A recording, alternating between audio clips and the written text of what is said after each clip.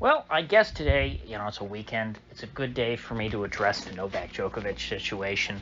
It's not really something I would consider to be super pressing news, because I do consider it kind of celebrity drama, but I mean, it is over the vaccine mandate. I would say that the Novak Djokovic story is much more important than the Aaron Rodgers story from a few weeks ago, because Djokovic apparently, it appears he was lured into Australia.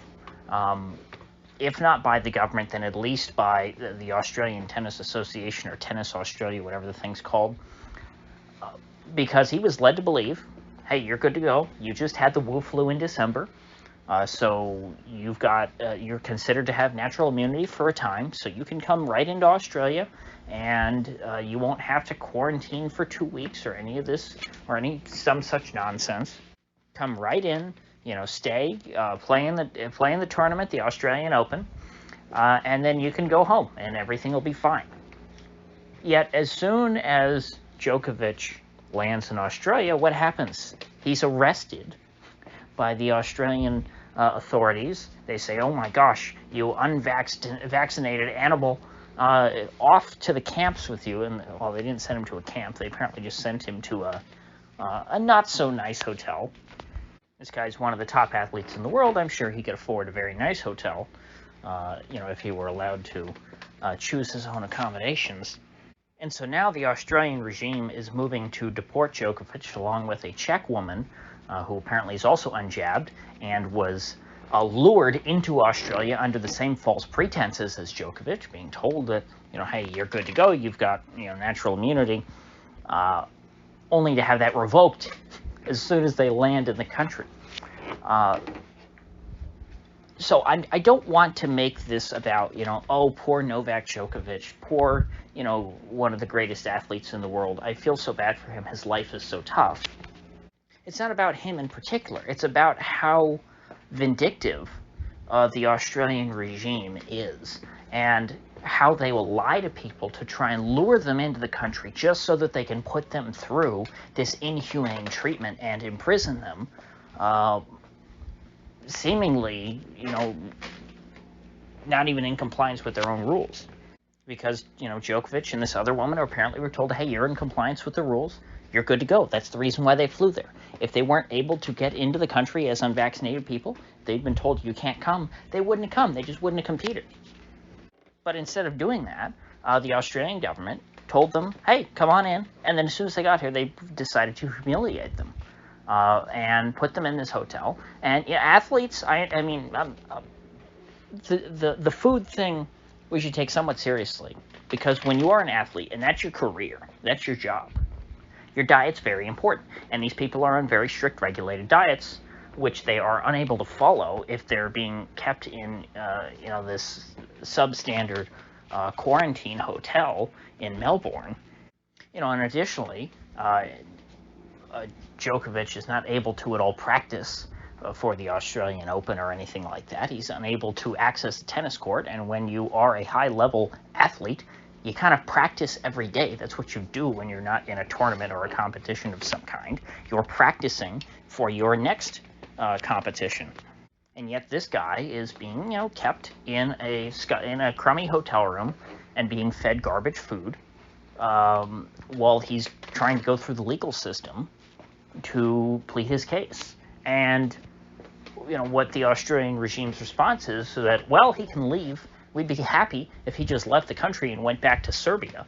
But obviously, this guy is trying to continue his career as a tennis player. This is, the Australian Open. It's a pretty important tennis tournament. And since he's already gone through all the trouble of, getting into Australia and doing all this, and he thought he was good to go, I can understand why he doesn't want to give up now that the regime changed its mind on a dime.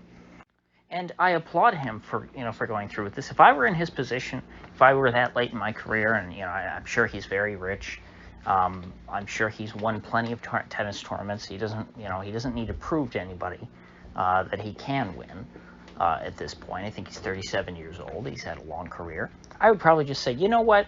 I don't need this. I'm going to go home and rest on my laurels. That's what I would do if I were in his position, I think. Now, I'm not him, so, I can't say exactly what I would do if I had had the same life experiences, but that's, sitting as I am now, I would say to myself, you know what, I'm not going to go through this BS. That's fine. Have your stupid tennis tournament without me. But the fact that he's fighting the fight and trying to stand his ground, I really appreciate. Because by him going through it, it's going to be, it's going to really show us what their system that they've built, how it works. And the Australians, I think, want to make an example of him to show how well their system works and how they can keep out those unvaccinated vermin. And I think it's good to see it just to show how crazy and Looney Tunes, these people have become. And so he's not just taking the intimidation sitting down. He's going to make the Australians deport him after saying that he could come into the country. And he's making this government deport a star athlete, man who's in excellent physical condition, because he's a public health risk, because he's too unhealthy, he's dirty, he's a vermin. I think that the imagery of that is quite remarkable. It's almost better. I saw somebody put up a photo comparison. It was Bill Gates versus Novak Djokovic. It's like, the media wants you to believe that the guy, that, one of these guys is a big threat to public health, and the other one is, he's the face of health. And, of course, Djokovic looks much healthier than Bill Gates, yet Bill Gates is the face of public health. It's beyond parody, because that's not a joke. That's just the reality we live in now. So bravo, Mr. Djokovic. Let them make an example out of you, and I encourage you to make an example out of them. The Australians look like fools. They look totally insane, and your ordeal is helping to raise awareness of that. I don't think that they're the ones who look good coming out of this.